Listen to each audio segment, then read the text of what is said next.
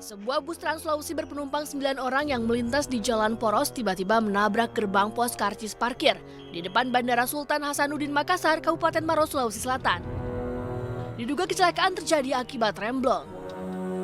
Seluruh penumpang dan supirnya beserta petugas pos bandara yang berada di lokasi selamat dan tidak ada yang mengalami luka-luka.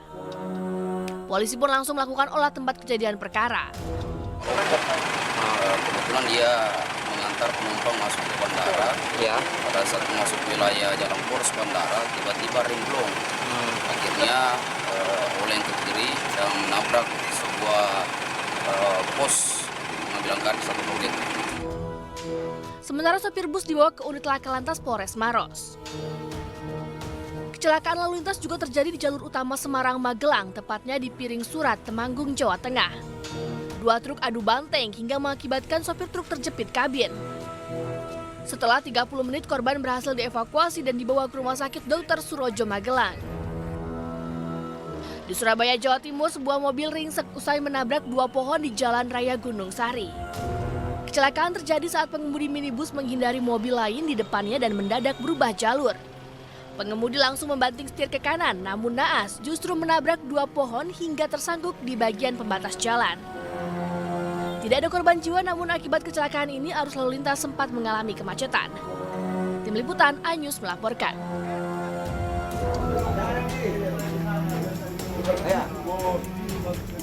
Sejumlah warga yang diduga menjadi provokator bentrokan antar dua desa di Mandailing, Natal, Sumatera Utara diamankan polisi. Mereka dibawa dengan menggunakan truk polisi ke Mapolres Mandailing, Natal. Warga yang hanya ikut-ikutan diberi keringanan dengan membuat surat perjanjian di atas materai. Sementara sejumlah pelaku lain masih terus diperiksa. Ya, tadi adanya keributan, ya kan? Kemudian ini kita amankan di pertimbangan keamanan itu di lapangan. Yang kita lihat bahwa antara kampung yang satu dengan yang lain sudah menunggu di lapangan. Dari video yang beredar di media sosial, bentrok dipicu ulah sejumlah supporter yang diduga mabuk menyerang pemain dan ofisial tim lawan usai pertandingan sepak bola Piala Danyon Cup di lapangan Kompi Mangga 2 Panyabungan, Mandailing, Natal. Bentrok mengakibatkan sejumlah warga terluka dan 2 unit sepeda motor dibuang ke sungai. Dari Mandailing, Natal, Sumatera Utara, Ahmad Hussein Lubis, iNews melaporkan.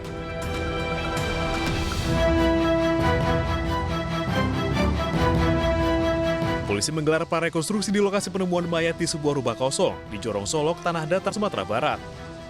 Korban adalah YS, remaja perempuan berusia 14 tahun yang ditemukan terkubur di bagian dapur. Mayat korban pertama kali ditemukan pemilik rumah yang curiga adanya bercak darah dan gundukan tanah. Setelah diselidiki, ternyata korban dibunuh oleh kekasihnya berinisial A 17 tahun yang merupakan keponakan pemilik rumah. A mengaku membunuh korban karena takut korban hamil usai mereka berhubungan intim. Yang mana berdasarkan pengakuan dari pelaku bahwa peristiwa itu terjadi bulan Februari awal. Dari hasil pemeriksaan yang sudah dilakukan, motif sementara bahwa pelaku merasa takut kalau korban hamil, sehingga pelaku menghilangkan nyawa dari korban. Sebelumnya korban sempat dilaporkan keluarga hilang selama 1 bulan. Polisi mengamankan barang bukti berupa kasur dan bantal untuk menyekap korban, serta balok kayu dan cangkul yang digunakan untuk memukul dan mengubur korban. Kasus kini ditangani unit PPA Satreskrim Polres Padang Panjang karena pelaku masih di bawah umur. Dari Tanah Datar, Sumatera Barat, Agung Sulistyo, iNews melaporkan.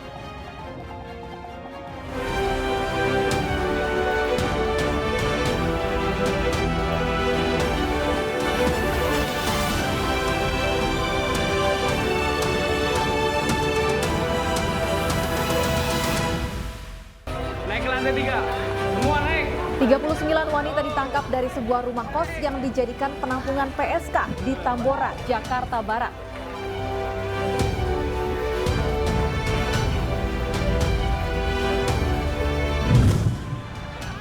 Putra Indonesia Fajar Alfian dan Rian Ardianto sukses menembus final All England 2023.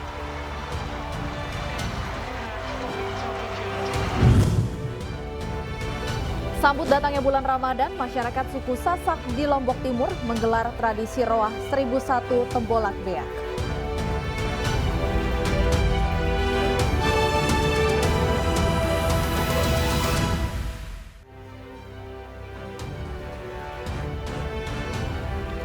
Halo, selamat siang pemirsa. Apa kabar Anda hari ini? Senang sekali saya Pram Senjaya dan rekan saya Stefani Patricia kembali hadir untuk memperbarui informasi Anda dalam iNews siang hari ini. Selain 3 informasi utama tadi, kami juga menyiapkan sejumlah informasi menarik lainnya. Ya pemirsa, hari ini kami awal informasi dari Jakarta pemirsa, di mana ada kericuhan yang melibatkan supporter mewarnai pertandingan MMA di tenis indoor Senayan Jakarta. Nah, akibat kericuhan ini, seorang atlet dan sebuah mobil hancur pemirsa.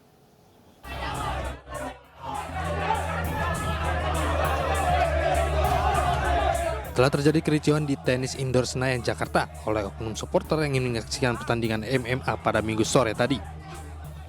Akibatnya beberapa penonton yang berasal dari Bandung yang ingin menyaksikan dievakuasi oleh pihak panitia hingga dipulangkan kembali secara aman.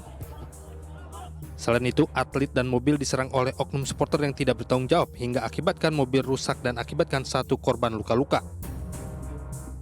Pada waktu saya mau ke hotel, kebetulan beres tanding, mobil yang saya tumpangi kebetulan diserang. Nah, kita mau balik ke hotel, di jalan waktu keluar parkir ada beberapa motor yang ngejar terus hancurin mobil. Terus ya akhirnya kita kepepet dan kita masuk ke Mall FX. Saat ini pihak keamanan tengah evakuasi atlet yang alami penyerangan oleh oknum supporter yang tidak bertanggung jawab. Selain itu, korban juga akan melakukan laporan ke Polda Metro Jaya. Ya pemirsa, 39 wanita diamankan kepolisian sektor Tambora dari sebuah rumah kos yang dijadikan penampungan pekerja seks komersial di kawasan Pekojan, Tambora, Jakarta Barat. Selain para pekerja seks komersial, 1 mucikari serta 3 pesuruhnya juga turut diamankan petugas.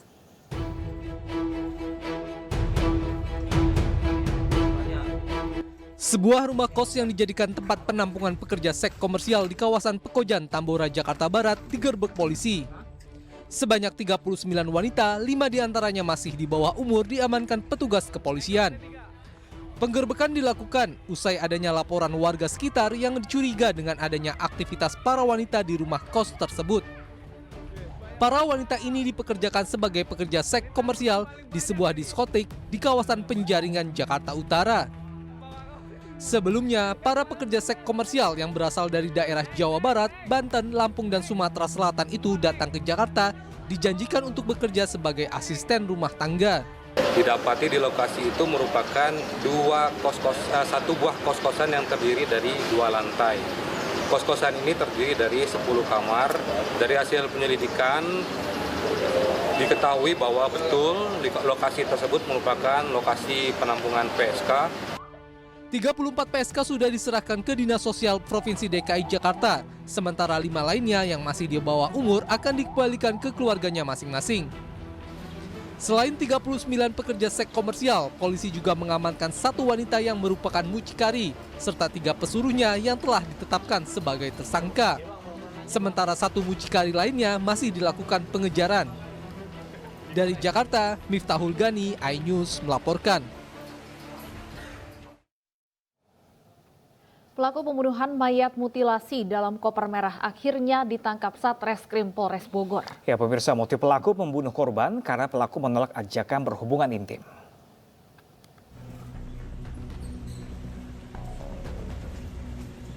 Masyarakat Bogor digegerkan dengan penemuan koper merah yang berisi jenazah termutilasi.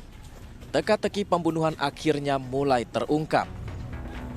Pelaku berinisial DA berprofesi sebagai pengemudi taksi online, melarikan diri ke Yogyakarta usai melakukan pembunuhan. Motif dari peristiwa ini adalah pelaku yang merupakan pasangan sesama jenis korban menolak ajakan berhubungan intim di apartemen Cisauk, Tangerang. Diduga karena kesal, pelaku membunuh korban dan memasukkannya ke dalam koper merah menggunakan mesin potong gerinda. Oleh si korban terjadi pertengkaran. Namun demikian kami masih melakukan pendalaman karena antara tersangka dan korban sudah menjalani hidup bersama selama 4 bulan kurang lebih di apartemen yang sama di wilayah Cisauk.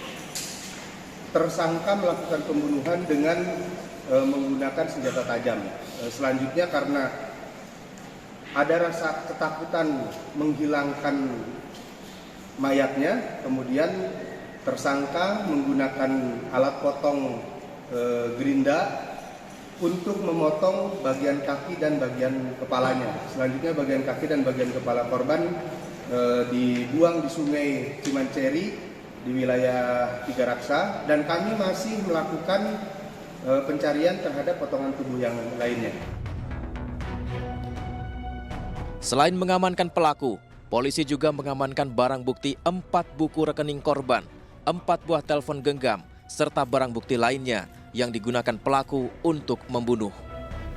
Atas perbuatan ini, pelaku dijerat pasal berlapis tentang pembunuhan berencana dengan ancaman pidana kurungan maksimal hukuman mati atau seumur hidup. Dari Bogor, Jawa Barat, Wildan Hidayat, iNews melaporkan.